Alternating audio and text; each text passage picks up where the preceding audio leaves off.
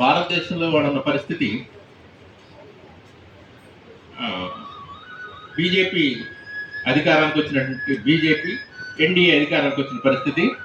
దీని గురించి నిఖిలేశ్వర్ గారు మాట్లాడారు. దీని గురించి ఇవాళన్న పాలక వర్గాలు ఆధ్వర్యంలో ఉన్న సమాజం ఏర్పడుతున్న పరిస్థితి గురించి గుమ్మ నర్సయ్య గారు మాట్లాడారు. కమ్యూనిస్టులు ఐక్యం కాకపోతే ఐక్యం కావాల్సిన అవసరం గురించి మాట్లాడుతూ ఐక్యం కాకపోతే ఎదురుగా ఉన్న పరిస్థితి ఏమిటి అనేటువంటిది గాదగొండరావు గారు మాట్లాడారు. ఈ విషయాలన్నీ మనం పరిగణలోకి తీసుకోవాల్సినవి. ఈ విషయాలన్నింటినీ పరిగణలోకి తీసుకుంటున్నప్పుడు కమ్యూనిస్టుల ఐక్యత ఏమిటి అనేది చర్చ వస్తుంది. అయితే మనందరం కలిసి విశ్వామిత్ర తపస్సు లాంటిది చేసిన కొన్ని సమస్యలు ఇప్పుడు పరిష్కారం కావు. విశ్వామిత్రుడు చాలా చాలా చాలా విఘ్నాలు ఎదురైనప్పటికీ తపస్సు చేశాడు. ఆయన అనుకున్న ఏదో సాధించాడు. కమ్యూనిస్టులు అట్లాంటి తపస్సు చేసినప్పుడు కూడా కొన్ని పరిష్కారం కాని సమస్యలు ఉన్నాయి.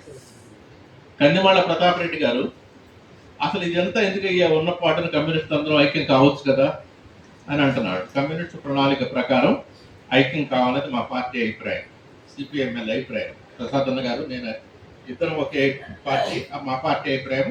ఇప్పటికిప్పుడు తక్షణం కమ్యూనిస్టు ప్రణాళిక ఆధారంగా భారతదేశంలో కమ్యూనిస్టు అందరూ ఐక్యం కావచ్చు. కమ్యూనిస్టు ప్రణాళిక సమాజ వ్యవస్థను మార్చడానికి, సమాజంలో పాలక వర్గాలను ఎదుర్కోవడానికి, వర్గ పోరాటాలను, విప్లవ యుద్ధాలను నిర్వహించమన్నది. ఇది ఈ ప్రకారం సాధ్యమే.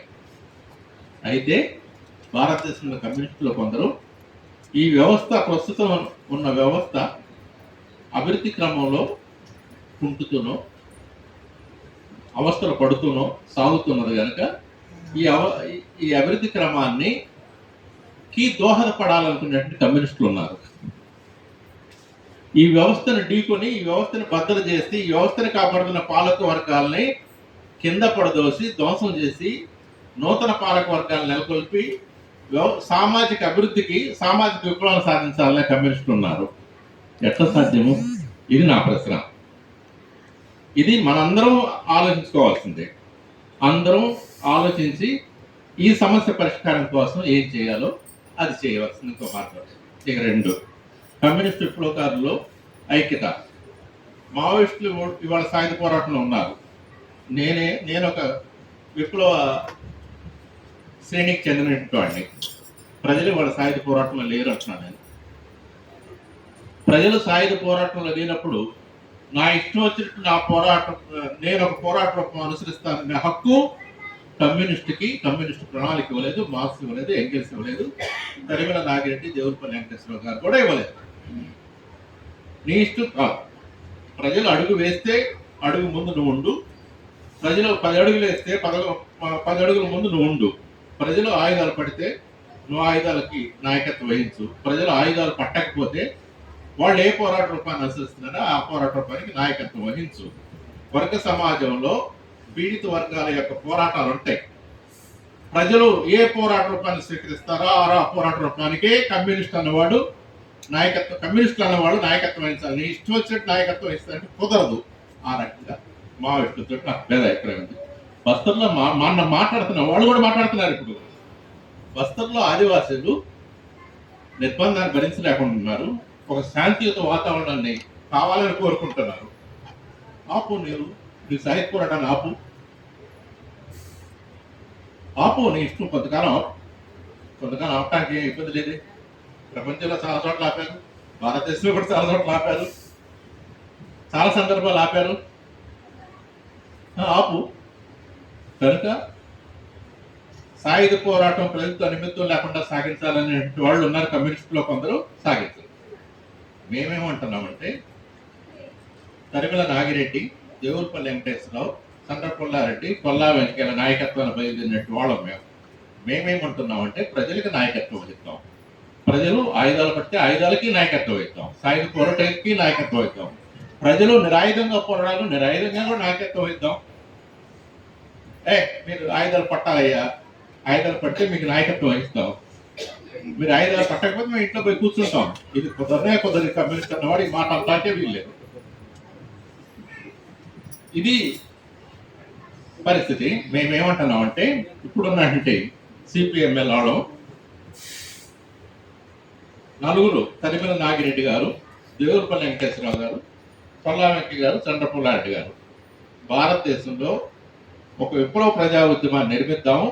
ఆ విప్లవ ప్రజా ఉద్యమ నిర్మాణ క్రమంలోనే అన్ని పోరాట రూపాల సమస్యలు పరిష్కారం అవుతాయి, ముందుకు సాగుదాము అని అన్నారు. అక్కడ నుంచి ఒక 50 సంవత్సరాల చరిత్రని సమీక్షించుకుందాం. ఎవరికి వాళ్ళు సమీక్షించుకుంటే చాలు. ఆ చెప్పినటువంటి వాళ్ళందరూ కలిసి సమీక్షించుకుందాం అని అంటున్నాం.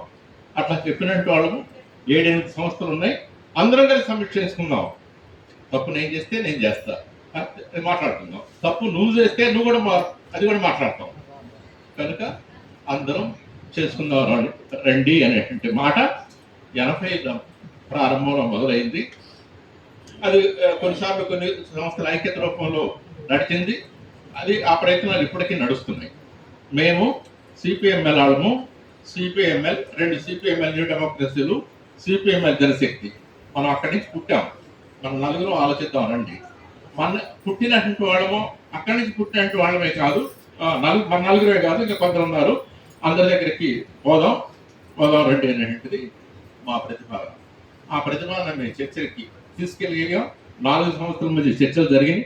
కానీ ఒక అడుగు, ఇంకో అడుగు ముందుకేయాలి. ఆ ముందుకే వేసిన అడుగే ఒక మలుపు, ఒక మలుపు.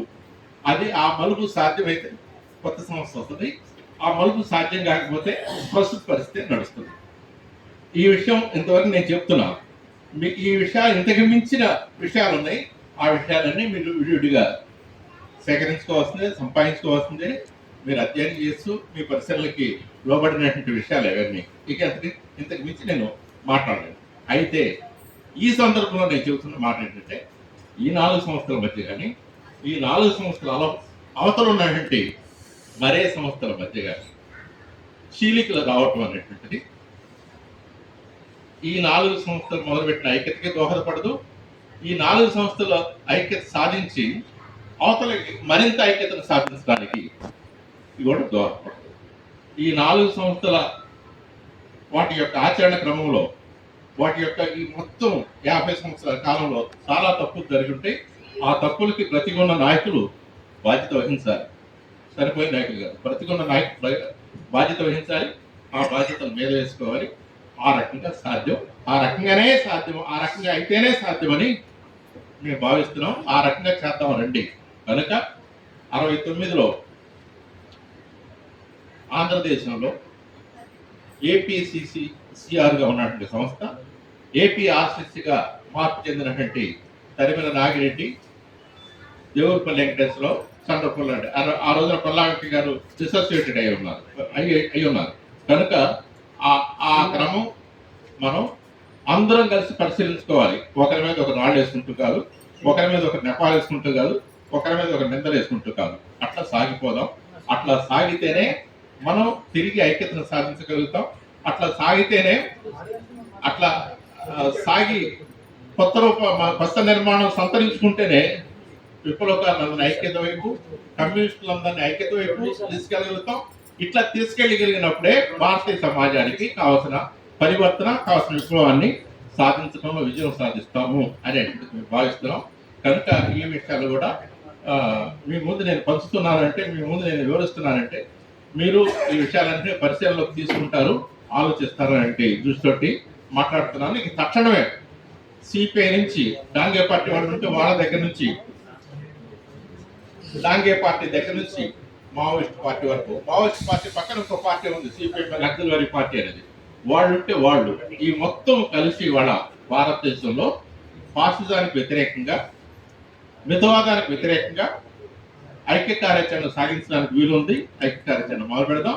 ఈ ఐక్య కార్యాచరణ అనేటువంటిది మాత్రమే పీడిత ప్రజల్ని, పాలక వర్గాలు ఎదుర్కోవడానికి, ఫాసిజాన్ని ఎదుర్కోవడానికి, మితవాదాన్ని ఎదుర్కోవడానికి దోహదపడుతుంది. మరొక మార్గం లేదు. కనుక ఈ ఐక్య కార్యాచరణ వెంటనే కోరుకుందాం అని నేను విజ్ఞప్తి చేస్తూ, అట్లా కోరుకునే దానికి మీరందరూ దోహదపడాలని, సహాయపడాలని మీరందరూ ప్రయత్నం చేయాలని మీకు విజ్ఞప్తి చేస్తూ మిమ్మల్ని కోరుకుంటూ సెలవు తీసుకుంటాను.